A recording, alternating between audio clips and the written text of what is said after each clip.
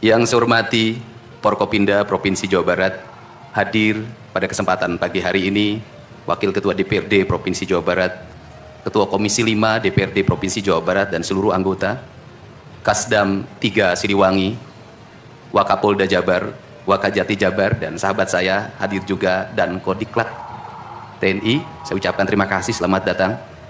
Sekretaris Daerah Provinsi Jawa Barat, para kepala perangkat organisasi perangkat daerah di lingkungan Pemda Provinsi Jawa Barat, pimpinan instansi vertikal yang saya hormati, yang memberikan supporting pada saya, Kaseto, pemerhati dan pelaku pendidikan anak-anak, dan yang paling berbahagia hari ini adalah orang tua.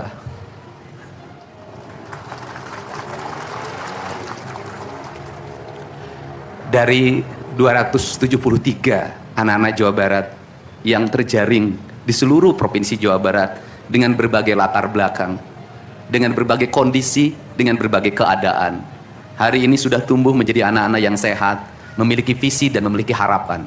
Bahkan menurut saya jauh lebih baik dibanding yang tidak mengikuti pendidikan di Dodik, Lembang, Rindam 3 Siliwangi. Saya ucapkan terima kasih buat komandan, wakil komandan, dan para pelatihnya. Yang pertama, hari ini kita bersama-sama memperingati upacara kebangkitan nasional.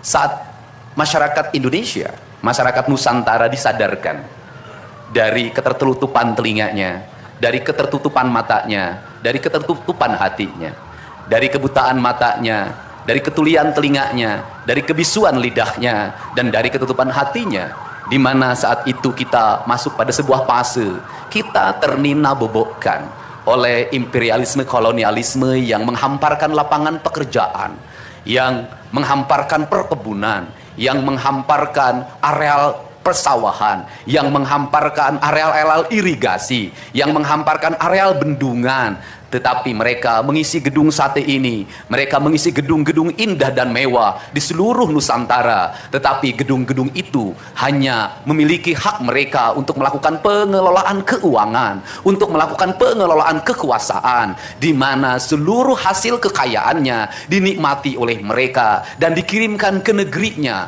Dan kemudian rakyat Indonesia hanya menjadi kuli dengan gaji yang terbatas. Dan beberapa orang Indonesia yang tunduk menjadi kaki tangannya menikmati sebagian kekuasaannya, bahkan menikmati uang-uang yang seharusnya dibayarkan kepada para pekerja Indonesia yang lapar, yang hitam kelam terbakar, yang disebutnya sebagai rodi. Mereka mengambil hak-hak mereka dan dinikmati oleh mereka yang hari itu berkongsi dengan kolonialisme. Maka kesadaran itu tumbuh, lahirlah gerakan Budi Utomo, lahirlah gerakan Sumpah Pemuda, dan seluruh gerakan itu dimulai dengan sebuah kesadaran dan hilangnya rasa takut pada dirinya bahwa kita adalah pemilik hak dari negeri ini. Hari ini kita disadarkan pada sebuah peristiwa di mana kita sering buta mata kita, kita sering tuli telinga kita, dan kita sering gagu lidah kita ketika anak-anak kita berteriak di jalanan, mengusung sangkur, membawa celurit, saling berkejaran, darah menetes di setiap sudut kota, motor-motor dibakar, orang menjerit penuh rasa ketakutan. Kita hanya bisa diam. Ketika di sudut-sudut kota, anak-anak kita menenggak ciu. Ketika sudut-sudut kota, anak-anak kita makan eksimer. Ketika di sudut-sudut kota, anak-anak kita makan minuman oplosan. Mereka jatuh tersungkur, matanya merah penuh dengan rasa emosi, pulang ngamuk ke orang tuanya. Kita hanya bisa diam. Ketika anak-anak kita menghabiskan waktu main game online sampai jam 4 pagi, tidak masuk sekolah, di rumah ngamuk, mengancam orang tuanya dengan pisau, menusuk kakeknya dengan sangkur, kita hanya bisa diam. Proses kita hanya dua, pidana dan penjarakan dalam penjara anak. Tetapi kita tidak pernah menyadari bahwa seluruh lorong-lorong kegelisahan mereka, seluruh hiruk-pikuk jalanan tak membuat mereka nyaman. Sudut-sudut rumah menjadi neraka bagi kehidupan mereka. Lapang-lapang bola tergusur menjadi industri perumahan pemukiman dan pertokoan. Mereka kehilangan tempat bermain. Mereka kehilangan air yang jernih di sungai sehingga bisa mereka berenang. Mereka kehilangan gunung-gunung yang indah tempat mereka bercengkrama dengan alam. Mereka kehilangan sawah yang terhampar. Yang mereka lihat adalah kebisingan dan kebisingan. Bising di jalanan karena knalpotnya brong. Bising di rumah karena orang tuanya bertengkar. Maka mereka lari dalam lorong-lorong gelap. Digenggamnya handphone, diambilnya obat-obat terlarang, ditenggaknya minuman dalam sebuah kelompok yang sama. Kita orang-orang yang terpinggir terpinggirkan di rumah, kita orang-orang yang terpinggirkan di sekolah, guru-guru telunjuknya menunjuk pada wajahnya, tapi tak bisa memberikan solusi kegelisahan jiwanya. Semua orang hanya memberikan pengamatan, analisis, kajian. Itulah metodologi yang dikembangkan bangsa ini. Tetapi tidak ada yang berani mengambil solusi, mengangkat mereka di sudut jalanan, dimasukkan ke barak, dididik secara militer, diarahkan menjadi anak-anak yang berguna. Kedisiplinan militer adalah harga mati bagi kemajuan bangsa, bukan musuh. Pandangan-pandangan buruk terhadap militer adalah pandangan-pandangan orang yang takut anak-anak Indonesia bangkit, yang takut anak-anak Indonesia mencapai kemajuan. Mereka takut bangsa ini menjadi bangsa kokoh dan tegap. Mereka ingin bangsa Indonesia menjadi bangsa pemabuk yang setiap hari mabuk akan ilmu pengetahuan, yang setiap hari bertengkar di TV, yang setiap hari bertengkar di medsos, sementara hamparan kekayaan alam diambil sama mereka. Janganlah antek dari bangsa lain memporak-porandakan diri sendiri dan bangsanya dengan alasan pengetahuan, dengan alasan hak asasi manusia. Anak membawa motor di bawah umur adalah pelanggaran hak anak. Kapan kita bertindak? Dan selama ini kita membiarkan anak-anak nonton film tanpa didampingi oleh orang tua. Itu adalah pelanggaran anak, dan kita tidak pernah bertindak. Anak-anak di bawah umur merokok, minum minuman keras, itu adalah pelanggaran hak anak. Semuanya kita berdiam. Anak-anak main game online, nonton tayangan-tayangan dewasa lewat media sosial, kita berdiam. Negeri ini akan hancur manakala semua orang berdiam. Maka orang yang memegang kekuasaan harus menggunakan tangannya untuk merubah seluruh kemunkaran ini menjadi sebuah kebajikan. Kalau kita berkomitmen pada bangsa ini, problem anak-anak kita adalah mengkonsumsi tayangan yang bukan haknya di media sosial. Maka saya meminta peraturan pemerintah yang mengatur tentang itu segera dilaksanakan. Anak-anak di bawah umur tidak boleh mengakses media sosial yang bukan haknya. Seberapa besar pun gagasan yang saya gagas, seberapa kuat pun kekuatan yang saya bangun, saya tidak akan bisa melawan jutaan akun yang merasuki otak kiri dan otak kanan anak-anak kita. Untuk itu, pada saat ini sudah saatnya kita tidak saling menyalahkan. Untuk itu saat ini tidak ada salahnya kita mengambil tindakan berdasarkan perilaku kita masing-masing. Perilaku ekonomi menyebabkan anak-anak kita kehilangan ibunya karena pergi ke luar negeri. Perilaku ekonomi mengakibatkan anak-anak kita tidak pernah bertemu dengan ibu dan bapaknya karena mereka mencari rezeki. Mereka ada di pojok-pojok rumah bersama kakeknya. Kakeknya melarangnya dia main game online, melarangnya pakai motor jam 11 siang. Maka pisau dapur terhunus dan ditusuk seseorang kakek oleh cucu yang disayanginya. Kerangka pijak seperti ini harus dibangkitkan oleh kita. Semangat militer, bukan militerisasi. Kalau anak-anak dibangunkan jam 4 subuh, di mana letak salahnya dan di mana letak pelanggarannya? Kalau anak-anak dibangunkan kemudian disuruh membereskan tempat tidur, apa salahnya dan apa pelanggaran hak anaknya? Kalau anak-anak disuruh sholat subuh, apa pelanggaran haknya? Kalau anak-anak mengikuti kuliah subuh, apa pelanggaran anaknya? Kalau anak-anak disuruh ngantri kemudian makan pagi, sarapan pagi dengan telur, dengan nasi, dengan pisang dan minum susu, di mana letak salahnya? Kalau anak-anak kemudian disuruh belajar, dan saat belajar duduknya bersikap, memandang ke arah gurunya, memandang mata gurunya, agar terjadi transformasi energi antara guru dengan muridnya, yang hari ini dihilangkan dengan digitalisasi, menghilangkan ruh spiritual konsepsi pendidikan kita, diganti dengan konsep pendidikan digital, yang tidak lagi melahirkan hubungan emosional guru dan murid. Akhirnya murid-murid tidak menghormati guru-gurunya, karena guru lupa mengekspresikan nilai-nilai spiritual dalam dirinya pada murid dalam ruangan yang hening, diganti dengan papan belajar digital. Di mana letak salahnya? Kalau anak-anak itu diajarkan makan siangnya tertib, berantri, berdoa sebelum makan, di mana letak salahnya? Kalau anak-anaknya sore hari diajarkan bola voli, sepak bola, latihan baris berbaris, di mana letak salahnya? Kalau sore hari anak-anak disuruh masuk ke masjid, mengikuti pengajian, di mana letak salahnya? Kalau setelah itu mereka makan malam, dan makan malam ditandai dengan berdoa, di mana letak salahnya? Kalau mereka jam 9 disuruh masuk barak, disuruh masuk ruang tidur, dan disuruh tidur, di mana letak salahnya? Justru hak-hak anak terdapat di barak pendidikan TNI, dan hak itu tidak mereka dapatkan di rumah-rumah. Di rumah-rumah anak-anak tidak bisa tidur malam. Mereka rata-rata tidurnya jam 4, jam 1 malam, jam 2 malam. Di rumah mereka tidak mendapat makanan yang bergizi karena serba fast food. Di rumah mereka tidak mendapatkan kasih sayang. Di jalanan mereka balapan. Mereka tidak mendapatkan ruang hidup tanpa gadget dalam setiap hari. Saya katakan, justru lingkungan kita hari ini, rumah, halaman rumah, kadang sekolah, kadang jalanan, bukan lagi tempat yang ramah untuk anak-anak Indonesia. Untuk itu apa kebijakan yang harus kita lakukan? Kebijakan yang harus kita lakukan adalah mindset pembangunan dirubah. Ekonomi bukan segalanya. Itu penting. Tetapi ekonomi tidak boleh membunuh ruang-ruang publik di mana orang mendapat ruang bercengkrama. Desain rumah harus dikembalikan pada desain yang membuat jendela, membuat ruang untuk ibu dan bapaknya berkumpul.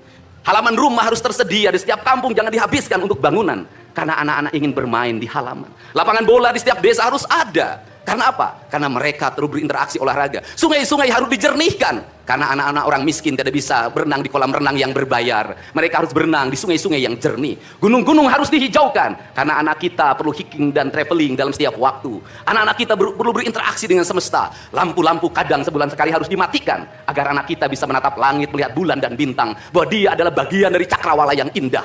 Negeri ini sudah sesak dengan uang di kepalanya.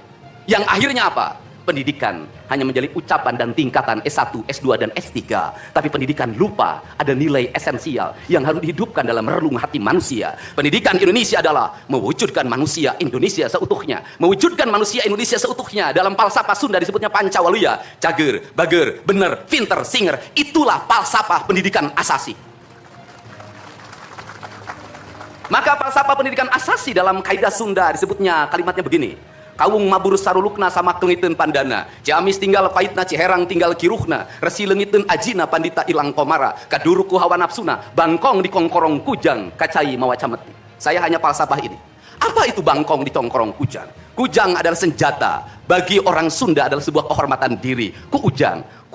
Tetapi kujang tidak bisa dikongkorongkan pada bangkong. Kalau bangkong dikongkorongkan oleh kujang, bangkong itu anak-anak di bawah umur. Kalau dia dikongkorongkan oleh kujang, kujang itu tak bermakna, dan bangkong itu mati, tak mampu membawa kujang.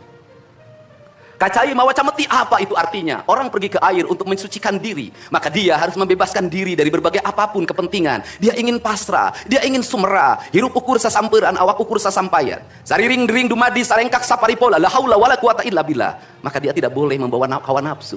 Ketika kita ingin memasuki abad ritual dan spiritualitas, maka tidak boleh ada kebencian, tidak boleh membawa senjata apapun, tidak boleh, maka kita berserah. Apa yang terjadi hari ini?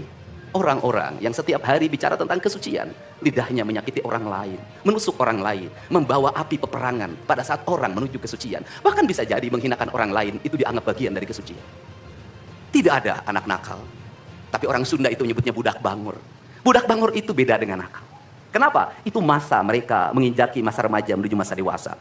Maka di hari kebangkitan nasional ini, pemerintah Provinsi Jawa Barat, sekolah yang hari ini berjalan, ada pendidikan karakter, ada bela negara. Saya akan meresmikan menjadi Sekolah Kebangsaan Jawa Barat Istimewa. Sekolah Kebangsaan Jawa Barat Istimewa nanti akan dipusatkan di Dodik, Lembang. Dan kalau ada lembaga pendidikan lainnya, kami juga akan menjadi kerjasama. Mereka yang bersekolah di situ bukan anak-anak yang tawuran, bukan anak-anak yang minum, bukan anak-anak korban dari ML, tetapi juga nanti anak-anak yang memiliki kemampuan akademik yang tinggi. Anak-anak yang memiliki kemampuan pikiran yang tinggi. Dan seizin pimpinan DPRD Provinsi Jawa Barat, tahun ini kami akan memberikan beasiswa pada mahasiswa-mahasiswa yang kuliah di jurusan engineering. Tetapi mereka harus mengikuti sekolah kebangsaan selama 1 bulan. Agar uang yang diberikan oleh Provinsi Jawa Barat melahirkan nasionalisme-nasionalisme baru yang bisa membawa bangsa ini ke arah kemajuan. Dan saya mengucapkan terima kasih pada kalian semua yang membuat diri saya hari ini setiap hari berpikir. Ingat, doa yang terpancar ada 2. Saya tidak menyebut doa. Rintihan hati, bisikan hati ada 2. Ada yang berharap ini berhasil, dan ada yang berharap ini gagal. Siapa yang berharap ini berhasil? Mereka adalah kaum-kaum nasionalis yang mencintai bangsa ini. Siapa yang berharap ini gagal? Para nyinyir dan para pembenci yang menjadikan politik sebagai tujuan hidupnya tanpa pernah bisa membedakan mana kepentingan politik dan mana kepentingan kebangsaan. Walaupun kebijakannya baik karena beda dengan politiknya, dia mengatakan buruk. Dan walaupun kebijakannya buruk karena sama dengan politiknya, dia katakan baik. Ini orang yang tidak punya spirit nasionalisme. Dia hidup mempertuhan politik dalam setiap waktu. Saya katakan, dia hidup mempertuhan politik dalam setiap waktu. Meskipun lidahnya berkata, bertuhan pada Allah. Tetapi hatinya dalam setiap hari hasud dan menjadikan politik sebagai tujuan hidup. Dan barangkali bisa dilihat dari seluruh rakyat Jawa Barat. Karena ini tertransformasi lewat media, televisi dan media digital. Yang menjadi petugas upacara hari ini bukan pasukan paskibraka yang biasa kita pakai. Tapi mereka adalah peserta didik sekolah kebangsaan Dodik, Lembang, Rindam 3, Siliwangi. Waktunya tidak lama, hanya 18 hari. Tapi bisa dibentuk. Pertanyaannya adalah, di sekolah mereka bisa dibentuk seperti ini? Kalau di sekolah tidak dibentuk hari ini, maka pertanyaannya adalah, berarti sistem pendidikan nasional harus dievaluasi. Dan kalau misalnya yang di Jakarta mau menyalahkan, kan disahkannya di Jakarta. Kan anggaran yang triliunan disahkan di Jakarta. Kenapa anggaran yang triliunan ini tidak terevaluasi dalam setiap tahun? Saya katakan, sistem pendidikan yang di dalamnya angka-angka yang hanya orientasinya materi dan kepuasan dalam outcome dalam sistem pengelolaan keuangan tidak akan melahirkan apapun kecuali tumpukan kertas, software, dan hardware. Tetapi pendidikan yang lahir dari jiwa dan lahir dari cinta tanpa biaya yang besar, dia akan melahirkan anak-anak penuh dengan semangat kebangsaan dan punya spirit Pancawaluya. Itulah pentingnya hati. Itulah pentingnya rasa. Untuk itu, hari ini ada antrian, ribuan orang yang ngantri ingin memasuki pendidikan di pendidikan sekolah kebangsaan. Dan kalian semua hari ini bisa bertemu dengan orang tuanya, bisa mendapat sertifikat dari kami, dan bisa pulang dulu. Nanti dalam 2 minggu sekali kami siapkan mobil di setiap kabupatennya untuk pergi ke Dodik lagi, mengikuti pematangan, bukan di Dodik nanti, di Badan Diklat ESDM Pemda Provinsi Jawa Barat, kalau nanti di Dodik diisi oleh siswa yang baru. Dan kami akan memantau perkembangan kalian dalam waktu 1 tahun, bukan 6 bulan. Dan saya sudah meminta kepada Dinas Kesbangpol, Dinas Pemuda Olahraga, di upacara peringatan 17 Agustus 1945 Pemda Provinsi Jawa Barat, seluruh pesertanya berasal dari siswa didik sekolah kebangsaan di Dodik Lembang. Kalian semua jadi petugas upacara Agustusan. Jadi tidak usah repot lagi, ternyata bisa. Dan hari ini bisa kalian bahagia. Saya ngasih bonus untuk petugas upacara dari Dodik ini 25 juta untuk dibawa pulang ke rumahnya masing-masing. Dapat uang saku, makannya enak, tidurnya nyenyak, berubah mental, bajunya bagus, pulang dapat bonus, gratis lagi. Dan tentunya buat petugas yang lain juga kita siapkan 25 juta. Nanti ditanya lagi, itu duit dari mana? Ladang konten. Saya selalu ditanya, Pak Didi duitnya dari mana ngonten? Habis itu dimasalahin lagi, gubernur konten. Lebih baik dari jadi gubernur konten, punya duit diberikan pada rakyat daripada gubernur molor. Bener nggak? Ya kan, daripada gubernur tidur, gubernur protokoler, gubernur ingin dihargai, gubernur menghabiskan anggaran jalan-jalan ke luar negeri. Tuh hayang, tuh ingat. Kang Deddy masuk gorong-gorong. Ya, sebentar lagi akan saya naik ke pesawat. Di Indonesia ini perlu mental yang kuat kalau ingin melakukan perbaikan. Kenapa? Harus kuat menghadapi kaum nyinyir. Dan biarkan yang nyinyir suruh sakit hati selamanya. Karena Jawa Barat akan terus mengalami peningkatan pembangunannya. Ini baru 3 bulan. 100 hari itu tanggal 30 Mei. 100 hari kepemimpinan saya. Belum 100 hari, sudah banyak orang yang kepanasan. Apalagi 5 tahun. Dan saya ucapkan terima kasih, ini upacara yang spesial, kita dihadiri oleh pasukan khusus, tepuk tangan semuanya. Ada Kopassus, ada Kostrad, ada Marinir, ada istilahnya apa sekarang, Kopasgat, kemudian ada infanteri, ada cavalry, kemudian ada pasukan angkatan laut, kemudian juga ada Brimob, tepuk tangan semuanya, keren. Dan kalian semua, para peserta, ini yang keren-keren ini anak-anak kita ini. Anak-anak kita yang keren-keren ini, kamu tengok ke kanan, tengok kiri sambil minta sama Allah, besok kamu yang berseragam seperti mereka. Tepuk tangan kalian semuanya, semangat!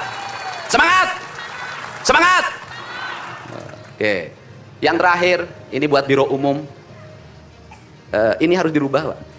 Pertama, ini tiang bendera menghalangi gedung sate.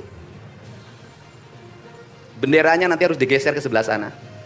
Dan nanti kalau upacara tidak menghadap ke sana, tapi dari sini menghadap ke sana, agar panorama itunya tetap terlihat. Dan kalau di sana maka kebisingan kendaraan tidak akan terlalu mendominasi. Ini Feng Shui cara menata bangunan. Jadi saya dari tadi mandang gedung sate nggak bisa karena terpotong oleh tiang bendera. Dan nanti bagian protokoler itu masang podium nggak lurus ke tiangnya, agak mencong-mencong dikit. Maklum Pemda masih belum pakai rasa, masih pakai DPA. Yang penting di DPA-nya juga tidak melanggar. Nah ini saya ini orang estetik, dan di Pemda ini tidak pernah ada rapat untuk merumuskan ini. Cukup WA. Pak Sekda, Kesbangpol, Dinas Pendidikan, besok kita lakukan ini, anak-anak bajunya ini, dan saya terima kasih buat PLT Dinas Pendidikan yang stresnya banyak, suaranya sampai hilang, saking takut. Luar biasa. Berdiri dong Kepala Dinas Pendidikan PLT. Di depan kamu pindah. Suaranya hilang. Pernah saya marahin malam-malam, kamu belum tahu cara kerja saya. Karena sekarang sudah tahu ternyata Sang Kuryang tuh hidup di sini. Udah, Pak. Silakan duduk depan, Pak. Di depan, Pak, duduk. Saya ucapkan terima kasih juga kepada Pak Sekda yang selalu ingin menjalankan tugas saya dengan baik. Kalau belum lentur-lentur dikit wajar, karena dia memang penakut sama istrinya jadi kurang lentur. Kalau saya kan sudah sangat lentur hidupnya. Saya ucapkan terima kasih juga pada Kesbangpol, ini yang supporting, sangat baik. Ini mantan, pindah Pak ke depan Pak. Ini jajaran protokoler, dan saya ucapkan terima kasih pada Pangdam 3 Siliwangi yang support full. Terima kasih. Kemudian Pangkostrat yang di Purwakarta juga melaksanakan dan berbagai divisi. Kemudian Komandan Dodik Rindam. Terima kasih. Saya ucapkan terima kasih, badannya terima kasih. Saya ngasih bonus buat pelatihnya 50 juta. Saya, ini urusan rasa, Bu. Orang tuanya itu jangan hanya bertepuk tangan. Mohon maaf, ada terpanggil dalam jiwanya. Anak-anak saya kok bisa hebat begini ya? Dari rumah itu bawa bakakan. Mohon maaf, ini cermin manusia-manusia Sunda yang punya welas asih, yang punya timbal balik. Anak saya dididik, bukan saya minta bakakak, bukan. Bukan saya minta opak, tumpeng, bukan. Penuh dengan welas asih, dengan cinta. Mudah-mudahan bakakak yang dibuat menjadi jalan bagi si Ujang menjadi orang hebat. Kenapa? Orang tua dulu melahirkan anak-anak hebat. Karena cinta rasa. Bukan gratifikasi. Dia kenaikan kelas tidak bawa uang. Dia bawa tumpeng buat gurunya. Dia bawa bakakak buat gurunya. Karena gurunya telah mendidik anak-anaknya dengan baik. Itu cinta. Itu rasa. Bukan gratifikasi. Kami berbuat baik pada orang tuanya. Tapi orang tuanya juga harus punya rasa dan punya cinta demi anak-anaknya. Saya pengalaman ibu saya dulu selalu berpuasa. Ketika saya punya hajat, punya lagi ujian, lagi kenaikan kelas, menghadapi kesulitan, ibu saya dan bapak saya pasti berpuasa buat saya. Saya minta ibu dan bapak, coba rajinlah berpuasa bagi anak-anaknya. Bisa jadi, mohon maaf, bisa jadi anak-anaknya seperti ini, rasa orang tuanya yang harus diperbaiki. Bukan kesalahan anaknya, tetapi rasa dan cinta orang tuanya juga harus dibenahi. Hidup itu alam, Pak, interaksi. Buktinya sama tentara nurut, sama ibu nggak nurut. Sama bapak nggak nurut. Nah ini, makanya untuk itu dari sekarang mari bangun cinta negeri ini, karena negeri ini adalah negeri Siliwangi, negeri Silih Asa, negeri Silih Asi, negeri Silih Asu, negeri Silih Pikanya. Bagi mereka yang tidak ngerti Siliwangi, tidak tahu makna Siliwangi, tidak pernah berkontemplasi dengan Siliwangi, jangan coba-coba Anda berbuat tidak baik terhadap tanah Siliwangi. Saya sampaikan itu. Kaluhur Tesirungan Karang. Ini saya ucapkan terima kasih seluruh pasukan. Saya ucapkan terima kasih buat Panglima TNI, Kepala Staf Angkatan Darat, Angkatan Laut, dan Angkatan Udara, Pangdam 3 Silo, dan seluruh jajaran. Semua terima kasih. Hari ini adalah hari bangkitnya kita. Hari ini adalah hari kemajuannya kita. Dan kita mulai seluruh perubahan ini dari tanah kita. Tanah Sunda, tanah Siliwangi. Wallahu muwaffiq ila aqwamit thoriq. Assalamualaikum warahmatullahi wabarakatuh. Sampurasun.